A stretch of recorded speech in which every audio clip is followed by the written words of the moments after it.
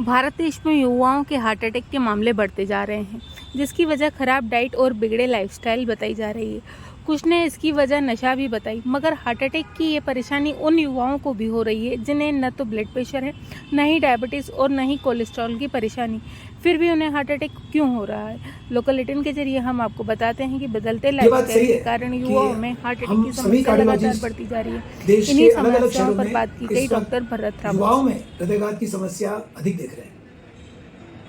कुछ समय पहले तक, आज से करीब 10 या 15 वर्ष पूर्व, ये संख्या जितनी थी उसका करीब करीब दुगनी संख्या में अभी इस वक्त हम युवाओं के अंदर हृदयघात की समस्या को देख रहे हैं। आप ये देखिए कि 50 वर्ष से कम उम्र के हृदयघात के मरीज करीब 50% संख्या में होने लगे हैं। पहले ये संख्या करीब 30% हुआ करती थी।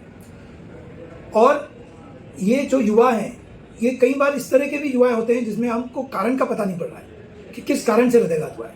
पहले ऐसा लगता था कि किसी नशे में अगर वो हैं, जैसे कि वो खूब धूम्रपान कर रहे हैं, तंबाकू ले रहे हैं, बहुत ड्रिंक्स कर रहे हैं, लेकिन कई बार ऐसा भी देखने में आया है कि इस तरह का कोई भी कारण स्पष्ट नहीं दिखा है। ऐसे कारणों में इस वक्त हम दो चीज़ों पर इस वक्त चर्चा करना चाहते हैं। पहला है नींद। इसमें कोई दो राय नहीं है कि नींद की क्वालिटी पहले से खराब हुई है, और अब इस बात के पुख्ता हमारे पास प्रमाण है कि नींद के दौरान हमारे शरीर में बहुत ज़्यादा रिकवरी होती है।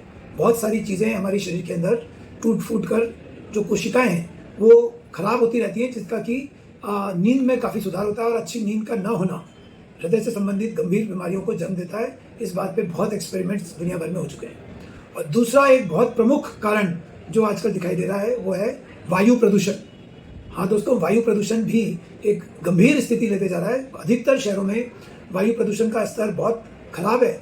और आपको आश्चर्य होगा जानकर कि जो लोग सवेरे उठकर दौड़ लगाते हैं या जो व्यायाम के लिए वॉकिंग करने जा रहे होते हैं, उन्हें नहीं पता कि अधिकतर शहरों में सबसे ज़्यादा वायु प्रदूषण सवेरे के समय होता है। तो इसलिए बहुत ज़रूरी है कि जागरूकता के साथ हमें अपने शहर की स्थिति का पता लगे कि किस मौसम में वायु प्रदूषण किस वक्त ज़्यादा है, और उस एरिया में हम लोग घर में ही रहकर कुछ एक्सरसाइज करें और प्रदूषण से बचने का प्रयास करें। सामान्य व्यक्ति हृदयघात से कैसे बचे? देखिए दोस्तों, इसको मैं एक फॉर्मूले के रूप में लेना चाहता हूँ, और वो है MADE। और MADE क्या है? MADE एक बहुत ही आसान सा एक फॉर्मूला है। अंग्रेजी का शब्द मेड। क्या आपने अपना दिन सफल बनाया? Have you made your day? MADE। M से तात्पर्य हुआ मेंटल रिलैक्सेशन। दिन में 8-10 बार ठाका ला के हंसे, खुश रहें, एकदम से गुस्सा ना करें, रिएक्ट ना करें, ताव में ना आए। ये हुआ M। प्राणायाम और ध्यान करने से, अच्छी नींद लेने से हम मानसिक रूप से शांत रहेंगे, मेंटल रिलैक्सेशन। दूसरा है A का मतलब अवॉइड एडिक्शंस। किसी भी तरह का एडिक्शन से बचने का प्रयास करें। Avoid addiction from tobacco, alcohol, social media, किसी भी तरह का एडिक्शन, मीठा खाने का एडिक्शन, तो एडिक्शन से बचने का प्रयास करें। तंबाकू ना लें, धूम्रपान ना लें। तीसरा हुआ डाइट। हाँ, ये तो बहुत इंपॉर्टेंट है। तो आप जीने के लिए खा रहे हो कि खाने के लिए जी रहे हो, उस पर विचार करें। और इस चीज़ का जरूर ध्यान रखें कि शाम का खाना कम और जल्दी खाएं। अधिकतर जो लेट नाइट ईटिंग आजकल शुरू हो गई है, और बाहर का खाना जो हम ज़्यादा खाने लगे हैं, ये भी एक बड़ा कारण है कि क्यों हम इस तरह की गंभीर बीमारियों में फंस जाते हैं।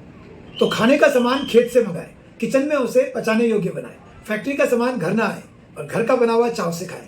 यही है यूनिवर्सल डाइट, जो कि है सबके लिए राइट। तो जितना हो सके आप रिफाइंड खाने से बचें।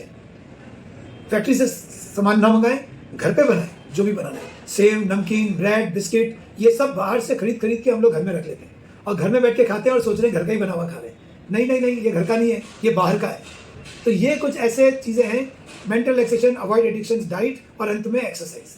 नियमित रूप से हम सबको 40-50 मिनट एक्सरसाइज करना चाहिए। योग प्राणायाम करें, सूर्य नमस्कार करें। हाँ, और ध्यान रखें, आवश्यकता से कम एक्सरसाइज न करें, पर आवश्यकता से अधिक एक्सरसाइज भी न करें। बहुत ज़्यादा हश पुश दिखने के लिए, 6 पैक्स बॉडी बनाने के लिए कई बार हम अत्यधिक एक्सरसाइज करने के अंदर एडिक्शन में, एक्सरसाइज का भी एडिक्शन हो जाता है। और फिर आर्टिफिशियल प्रोटीन्स खरीदते हैं हम। तो ये जो प्रोटीन के पाउडर वगैरह जो खरीद लेते हैं, ये भी हमारे लिए ठीक नहीं है। तो आवश्यकता से कम व्यायाम ना करें, पर आवश्यकता से अधिक व्यायाम भी ना करें। मेरा ऐसा सोचना है कि अगर इन 4 चीज़ों पे ध्यान दें, mental relaxation, avoid addiction, diet और एक्सरसाइज, तो हम निश्चित तौर पे अपने आप को स्वस्थ रख सकते हैं। ध्यान रखिए, ब्लड प्रेशर और शुगर, इन 2 चीज़ों की जांच नियमित कराते रहिए।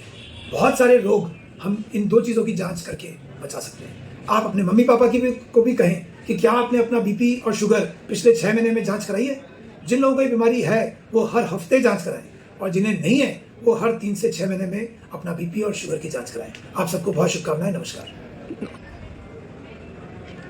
और कई बार आपके मन में ये विचार आ सकता है, डॉक्टर साहब मुझे तो कोई रोग ही नहीं है, मैं तो अभी बहुत यंग हूँ, मेरी उम्र तो अभी 25 साल है, 30 साल है, अभी तो मुझे कुछ है ही नहीं।